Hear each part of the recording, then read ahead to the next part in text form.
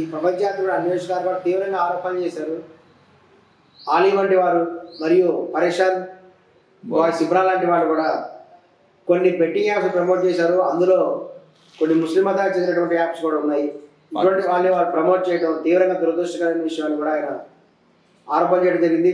వీటి మీద సమగ్ర విచారణ జరపాలి అని కూడా ఆయన చెప్పడం జరిగింది. కానీ ఇక్కడ జాగ్రత్తగా గమనిస్తే కొంతమంది ప్రముఖ సినిమా చెందినటువంటి వాళ్ళు మాత్రమే కాకుండా యూట్యూబర్లో కూడా ఇన్ఫ్లుయెన్స్ అనేటువంటి వాళ్ళు కూడా ఈ బెట్టింగ్ యాప్స్ని ప్రమోట్ చేశారు. కోట్ల రూపాయల ఆస్తి ఉన్నటువంటి ఈ యొక్క ఆలీ వంటి వారు కూడా ఇటువంటి చేయడం దురదృష్టకరమైన విషయం.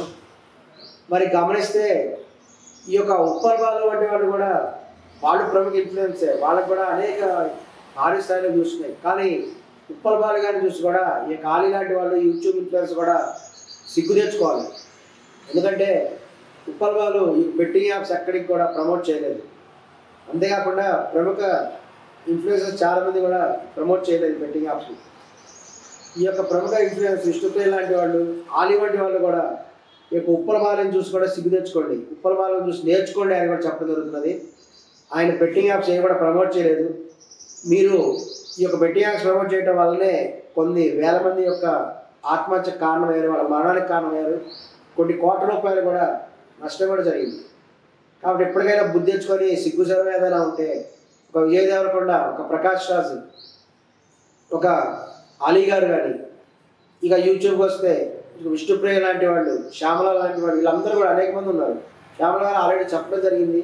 ఆమె కోర్టులో కూడా కేసు వేశారు దీనికి వ్యతిరేకంగా.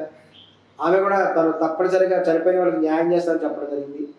ఇప్పుడు కూడా వీళ్ళంతా సిగ్గు తెచ్చుకోవాలి, సిగ్గుపడి వీళ్ళు చేసిన తప్పును ఒప్పుకొని తప్పనిసరిగా కూడా వాళ్ళు సంపాదించేటువంటి మొత్తాన్ని బెట్టింగ్ యాప్స్ ద్వారా ప్రమోట్ చేయడం ద్వారా సంపాదించిన మొత్తాన్ని తప్పనిసరిగా కూడా మరణించిన వాళ్ళందరికీ కూడా కాంపన్సేషన్ పే చేయాలి, వాళ్ళ క్షమాపణ చెప్పాలి. మరి చట్టబద్ధంగా కూడా వీళ్ళు శిక్షణ అనుభవించాలి.